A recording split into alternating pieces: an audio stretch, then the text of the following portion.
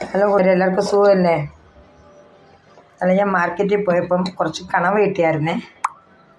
ആ കണവ ഞാൻ ക്ലീൻ ചെയ്ത് ചില മഞ്ഞളും മുളക് പൊടിയും ചില ഉപ്പും കൂടി ഇട്ട് 2 വിസിൽ കൊടുത്ത് ഇച്ചിരി വെള്ളമുണ്ട്, അത് വെള്ളം എടുത്ത് ഞാൻ പറ്റിക്കാൻ പോവുകയാണ്. ഞാൻ കണവ റോസ്റ്റ് ചെയ്യാൻ പോവുകയാണ്. ഒരു ശകലം വെളിച്ചെണ്ണ ഒഴിച്ച് കൊടുത്തു.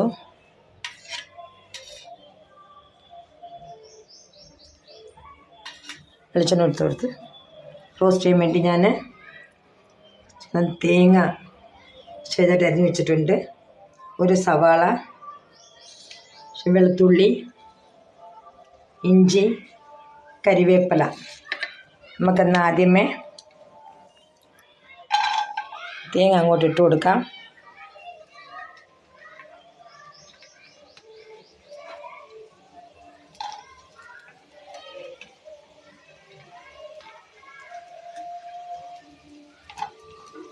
അടുത്ത് നമുക്ക് ഈ വെളുത്തുള്ളിയും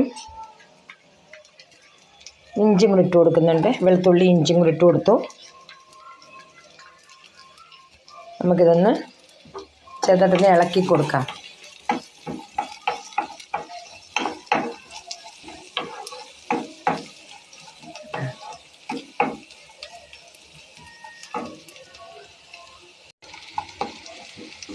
തേങ്ങാക്കൊത്തൊന്ന് വാടി കിട്ടി.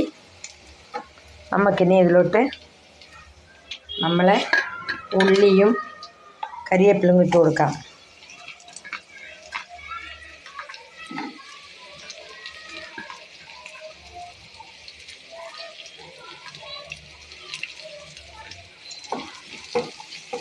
ഇതെല്ലാം ഇട്ടൊന്ന് നല്ലപോലെ ഒന്ന് ചുമക്കെ മൂപ്പിച്ചെടുക്കാം. ഇവിടെ ഞാൻ വെള്ളം പറ്റാൻ വേണ്ടി വെച്ചിട്ടുണ്ട്. നല്ല ചുമക്കെ മൂക്കണം. കണ്ടോ, മൂത്ത് വരുന്നതേ ഉള്ളു.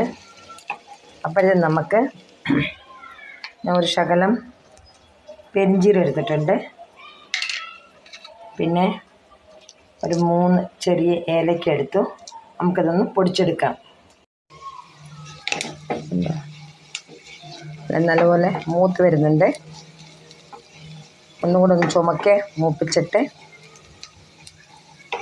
നമുക്ക് കണവ ഇട്ട് കൊടുക്കാം. ഒന്നും കൂടെ മൂക്കാനുണ്ട്. തേങ്ങാക്കൊത്തും ഉള്ളിയും ഇഞ്ചിയും വെളുത്തുള്ളി നല്ല ഒന്ന് ചുമന്ന് കിട്ടി. നമുക്കിനി ഇതിലോട്ട് നമ്മൾ വേവിച്ച് വെച്ചേക്കുന്ന കണവ അങ്ങോട്ട് തട്ടിയിട്ട് കൊടുക്കാം.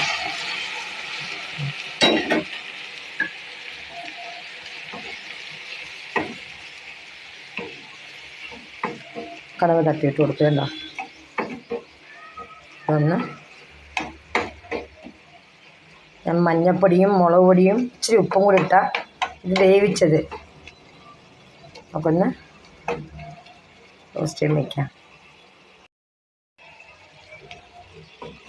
നമുക്കിതിലോട്ട് കുറച്ച് മല്ലിപ്പൊടി ഇട്ട് കൊടുക്കാം. പിന്നെ ഇടിച്ച് വെച്ച് പെരിഞ്ചീരവും ഏലക്കാപ്പൊടിയും ഇട്ട് കൊടുക്കാം. എന്നിട്ട് ഇളക്കി ഒന്ന് ഇതിൽ കിടന്ന് ഫ്രൈ ചെയ്യാൻ വയ്ക്കാം. അടുത്ത് നമുക്ക് കുറച്ച് കുരുമുളക് പൊടി ഇട്ട് കൊടുത്ത് നല്ലപോലെ അങ്ങ് റോസ്റ്റ് ചെയ്തെടുക്കാം.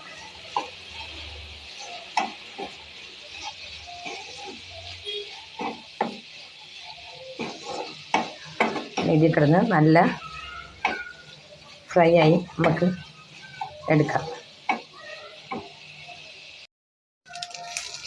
നമ്മൾ അടിപൊളി കണവ റോസ്റ്റ് റെഡിയായി.